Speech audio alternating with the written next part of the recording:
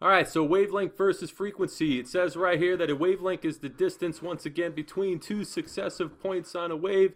And the Greek letter of the alphabet, lambda, is used to represent wavelength. So if we take a look right here, the distance between two successive points on this wave is going to be wavelength, like we stated earlier. But now let's take a look at frequency. Frequency of a wave is the amount of wavelengths that pass a point every single second, and when we measure frequency, we measure it in something called hertz. So keep in mind that these waves are moving in one direction or another, and if we take a look at this wave right here, as the wavelengths get smaller and smaller and smaller and get more bunched up, the frequency is going to increase. Once again, as these wavelengths get closer and closer together and decrease, the frequency is going to increase, and that is because wavelength and frequency are inversely proportional. Alright, the frequency of a wave and its wavelength are going to be inversely proportional. So as a wave's wavelength decreases, its frequency is going to increase, and as a wave's wavelength increases, its frequency is going to decrease.